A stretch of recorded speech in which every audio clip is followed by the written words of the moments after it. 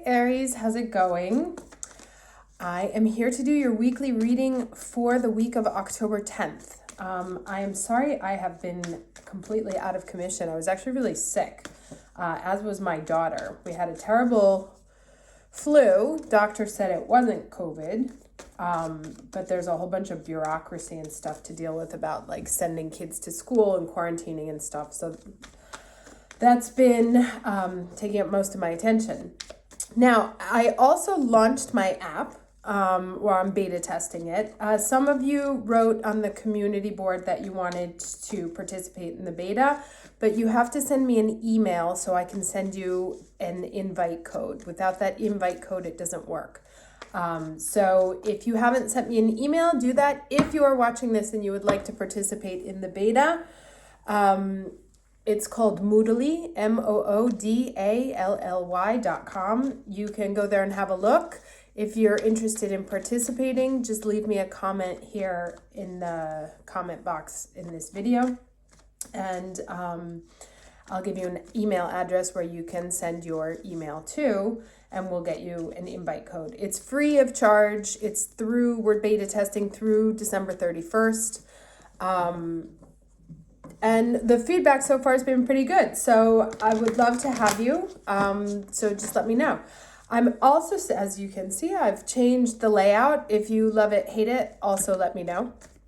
Now, looking at the movements of the week, and you may have already started to feel this, but Mars is square Pluto. And that is not pleasant energy. It is a showdown. It is two equal adversaries. Pluto's a little bit crazier than Mars, but the two gods of war are not in agreement on how things should move forward. Now, Mars is at 22, retrograde, squaring Pluto, who's now direct at 22 Capricorn. And the Mars in Aries is sextiling the nodes. These are all at 22. So whatever this showdown is, it's going to affect your future as well. And it'll likely have to do with something from the past. Could be a foreigner because the South Node is in Sagittarius right now. I'll give you an example of some situations. A friend of mine just took an amazing job. He's been working at his job for about a month and a half. And he just found out yesterday that they've hired an overall creative director to oversee the company that he's working for. The creative director is very scorpionic as well and has a very, very different view of the way forward than my friend was brought on to execute. So he's going to have to start navigating that. I have something else going on with my ex-husband too, and money, something we had in the past, blah, blah, blah. So there's some kind of showdown that you're going to be having this week where you will meet someone who is of equal strength, if not more so than you. And you're not going to be in agreement on whatever the topic is. And it will have some effect on your future. So just keep an eye out for that. We also have, and remember in this case, you're the Mars because we're Aries. So the other person is likely going to be the Pluto. Remember that Pluto, if we like war, they like nuclear war. So do tread carefully. Diplomacy is, and emotional intelligence will be your saving grace in this. We also have a very unusual new moon in Libra on the 16th. And Libra, which we know is the sign of balance and beauty. Listen to the Sabian symbol for this one. It's a third wing on the left side of a butterfly, right? So he's off balance. You have this beautiful object with an extra appendage that could be grotesque. I mean, it depends, I guess, on what the third wing looks like. It could be unfunctional or overly functional, but it throws things out of balance. So there is a new moon in the sign of balance, which embodies things being off balance and weighted towards the left, which, I'm not going to make any statements about that. But that's kind of the energy that's going on. It's a little bit bizarre. Left side is obviously the female, the receptive side. So anyway, I want to just throw those out there. I don't have too many conclusions on how I think that's going to play out yet. But let's look at the cards, shall we? All right, so what's the overall energy for Aries for the week of October 10th, 2020? Energy for Aries, week of October 10th. Ooh, that's quite a few. What's the energy for Aries, week of... Okay. Oh, interesting, because we were talking about balance, right? Being impartial. And I wonder if this doesn't have something to do... Remember how I said that there's this showdown or face-off between two very equally powerful players, and they both disagree about how the other person wants to go about it. And so the way... I think what's going to be required now is a sense of impartiality, like perhaps even stepping out of how involved, oh, and how interesting. Look, I have my Osho Zen deck here, which is the face of the butterfly, right? She's embodying the energy of the butterfly. So to take on a role of almost an impartial viewer in your own problem or in your own issue. Let's get the rest of the cards. All right. Okay. I'm going to take that one. Now, this is usually a challenge energy. And this one is a challenge of the new vision, right? So there may be, oh, interesting. Maybe that's what the third wing, third party, third whatever. So in Italy, we have this saying that you have the person who's like the third wheel and they're out on a date and they're the one that holds the candle, right? So they're out of place, but at least they're functional. And so I feel like what this is saying is our challenge is going to be looking at the situation in a different way, because we're so fixed into our view of what it is that if we take a step out and look at it impartially, we might be able to understand the other person's view. And we're going to need to kind of come up with a new way of handling it, or a new way of solving it. And there's three different shapes, right? The three sacred geometry shapes there. So again, this came up earlier in the year too. There was a lot of commentary around the third way. There's a third way out of here. And this presence of the third wing on the left side of the butterfly is quite interesting, because it says to me that there is a third element there that can be useful or not useful. It depends on how you play it, right? Like a third wing could help you fly faster. It could also drag you down, throw you off balance, right? So it's kind of up to you how to use that third element. Let's get the overall lesson for the week for Aries. Week of October 10th. What's the overall lesson for Aries?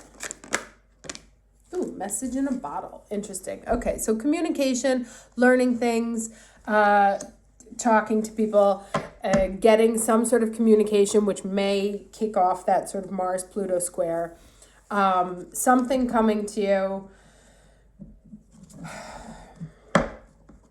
Remain impartial. And it's also kind of like, my friend, when he got this news, he was sort of immediately, oh, this is terrible. And I was like, well, wait and see, obviously that's going to change all the dynamics. It's going to bring a completely new vision to the company and what's happening, and the dynamics will change, but we don't know yet that that's necessarily a bad thing. Now, just because we have this Mars-Pluto square, we're likely going to live whatever it is as unpleasant. However, it doesn't mean that it is. So let's get three cards for Aries past here. 3 cards for Aries past. Okay. 10 of Cups, Page of Cups, So I'm trying to work here. I thought this would be better, but it seems to me like you might even be able to see less. But 10 of Cups, Page of Cups. One more, please. One more card for Aries for the past.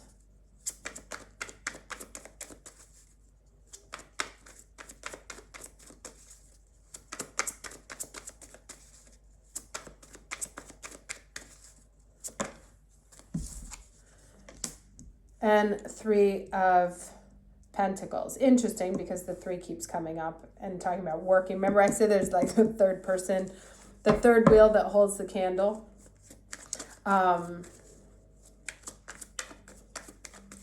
Yeah, it's like everything's going fine. This new person shows up with some sort of new offer, new view, new way of seeing things. May seem childish, may be a younger person, may be a creative person, younger creative person that may somehow impact how you end up working or how things work. Let's get 3 cards for present energy. Okay, Strength. 2 more cards for present energy for Aries.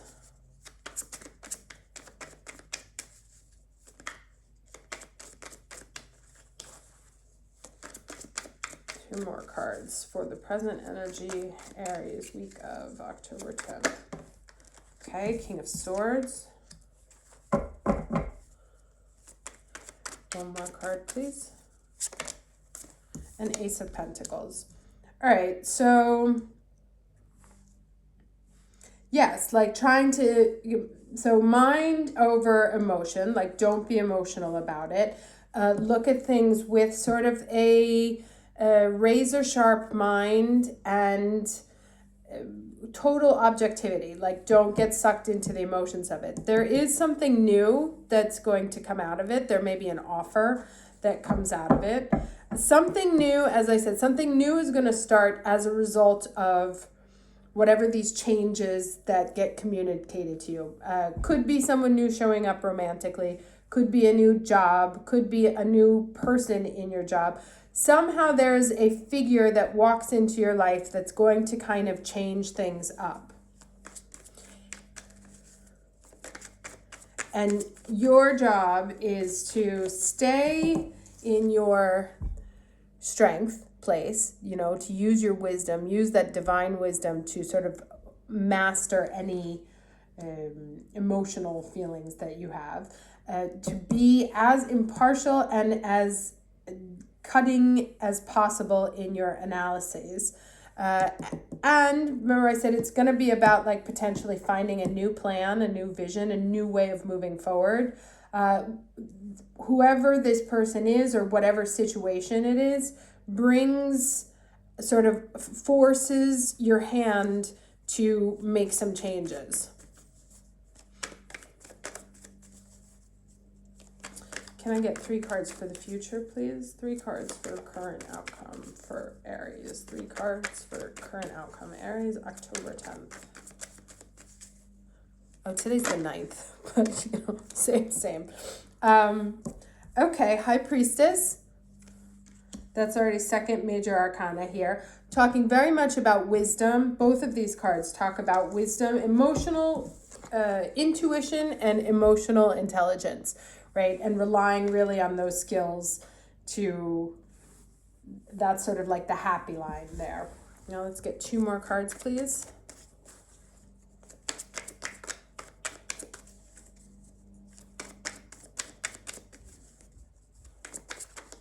Two more cards. Ooh, nice. Okay, so Emperor, and you see they're kind of like following a pattern, but they grow in strength. Here we have the 10 of Cups, which is the strength, and then the High Priestess. Now the High Priestess is the holiest figure in the deck, and so there's kind of under this new vision, really acquiring all the way down new, this is like material happiness or emotional happiness on an earthly plane. This is an inner strength, a wisdom over emotions. And this, she's got the secrets of everything in her power. So there's a very nice evolution in all of these rows here, you know? So it's like the impartiality, starting from sort of almost an immature emotional energy, moving into a more wise, detached, evaluative energy to a point of dominion, right? This is, I rule that. Now over here we have, let's get one more card. Over here we go from 6 to 3 to 1. So can I get one more card, please, for Aries?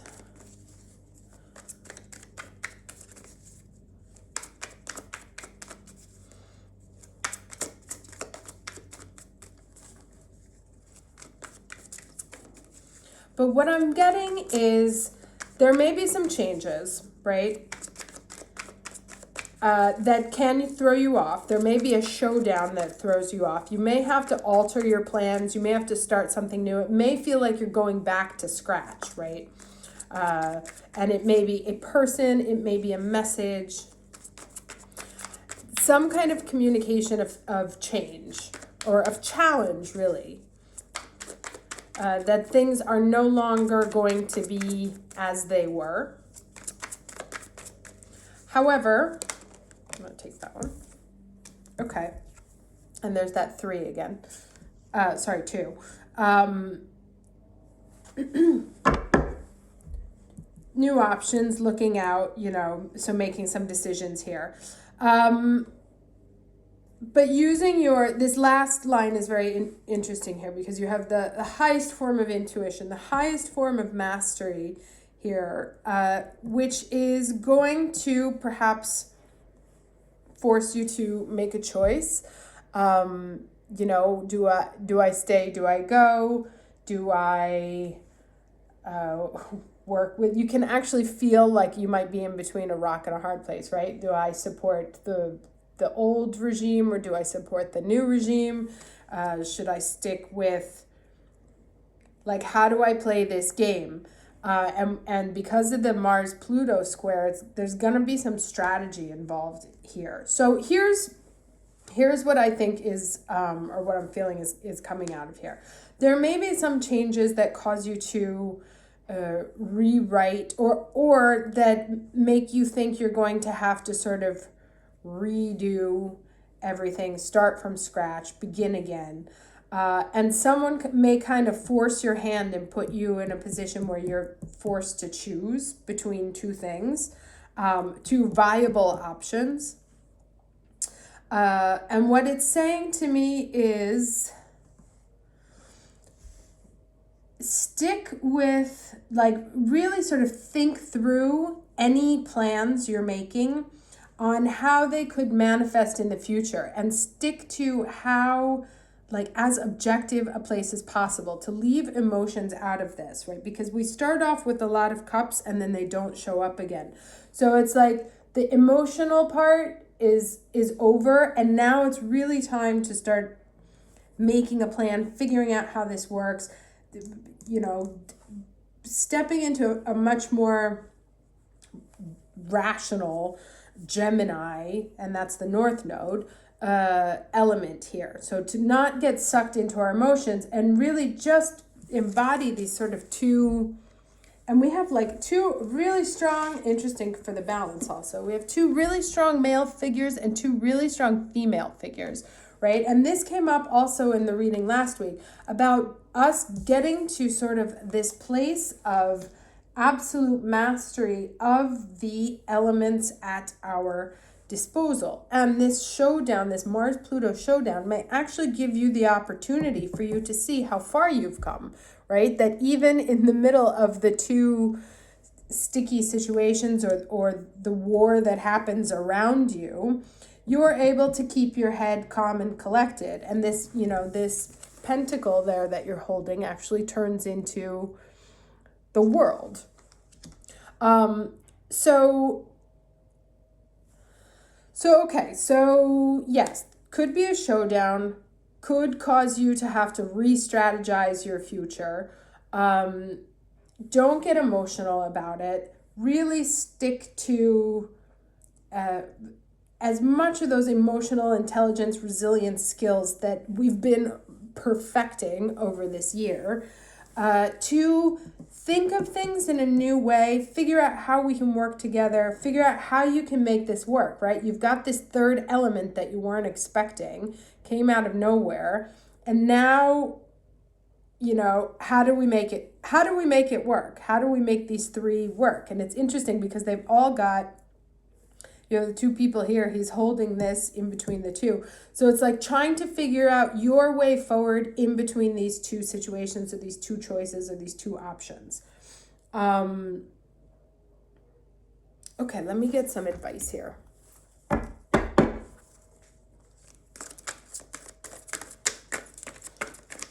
But it looks like there may be a game changer.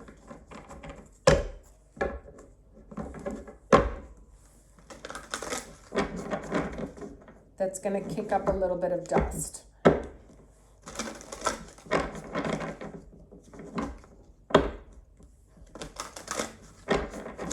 Okay, can I get some advice, please, for Aries? Ooh, that one flew out.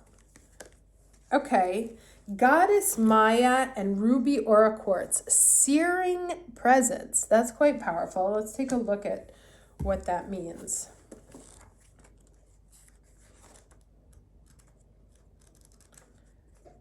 Uh, 49. Okay, we bring you the empowerment of searing presence. This empowerment enables you to see the truth unveiled, naked divinity in all its beauty and mystery. In your willingness to become present, you shall witness the truth that will set your spirit free and make your heart come alive with divine love. No lie, deception, fear, or agenda remains hidden in searing presence, the ruthless compassion of which distills pure truth. So that's interesting, because it's talking about also this impartiality and staying, going high when others around you go low. And that if you stay in this space, this space of strength, that the people in front of you, their lies crumble, their games become apparent, right? Because you're not getting sucked into the emotional aspect of it. You're on your boss plane. So they play the games, but it's quite apparent to you because you're on a literally different level here. So with this empowering, you're going to see what you need to see. And that's that message right there, right? And new vision. You're going to be able to see the truth that there is only ever love seeking to free, heal, and discover itself. You will feel the grace that permeates your life and assists all beings. All impatience, doubt, uncertainty, and confusion shall give way, becoming soft like wax melted by a lit candle, and only the beautiful light of truth shall remain. Okay, so here's interesting. It goes on. I'll read a little bit more. It says, sometimes in our fear and resistance, we step away from the very thing we need to look at most closely. We are perhaps afraid of what we might see. Maybe we are afraid that we will witness something terrible about ourselves, that we are not a good person, not lovable or worthy. Or perhaps we're afraid to see a truth we can no longer avoid, and we know we will need to take action that we don't feel quite confident or trusting enough to take. Although some truths can be uncomfortable for the mind, there is a deeper truth that brings only comfort. We access that depth of insight through searing presence. Interesting. What this means is a willingness to stay put, delve deeper, not judge, analyze, or complain, and just bear steady, neutral witness to what is. Okay, interesting. That's this whole line. You have to stay in your impartiality state. In that space of attentive but relaxed reflection, the truth rises up to the surface. The more soft, loving, and unflinching your gaze, right? So a nice balance of these two energies, the more swiftly this can happen. No matter how fearful the mind may be at what might be revealed, the deepest truth is always that of love. Interesting. What you see will cure you of shame or doubt, fear, and resistance. You will understand that at the core of all pain, love is there pushing to break free. Interesting. That sounds a little high drama, I gotta be honest. But yeah, so again, it sounds like whatever this news is, person, or whatever that comes up, that can sort of drag you. You know, they say like don't feed the trolls on the internet because those people are looking to drag you down to their level. So it's going to be very much about staying high, staying impartial. Whatever comes at you this week in that kind of showdown that may potentially throw you off balance, to stay in your really highest, most advanced emotional intelligence version of yourself and let the games play around you. You don't get involved in them. Don't sink to the level of the people who are playing games. Yes, stay high, observe, witness, bear witness to what is going around you, but stay firm in your, and actually I'm going to throw in, because now that thing with my ex-husband is making sense, because we had a thing, I made my position clear, and then he started all of his tricks to like suck me into fighting. And I was about to, and I wrote that whole email, and I was about to give him exactly what he wanted, so then he could turn around and be like, haha, like I master your emotions. And I was like, listen, you have my offer, choice is up to you, let me know, right? Super firm, no emotions, 100%. I'm not even like going to acknowledge anything you just said. I made my point clear. You don't have to take it, that's fine with me, but of course you want it. So that's kind of the energy right now. Someone may try and like drag you down to their level to like pull you into some sort of scorpionic game. Stay high, stay impartial, but stay like what you are asking for, what you want, what you have already like done the work on the vision. You don't have to move from that. You stay in your strength, you stay in your power, and let the other people play games around you. You remain calm with steady resolve, no overly emotional reactions, just very calm, collected, searing presence. It really doesn't get clearer than that. Anywho, hope that was helpful. Again, if you want to beta the app, leave me a comment below and I will have an invite code sent over to you. Hope you guys have a great week. Take care.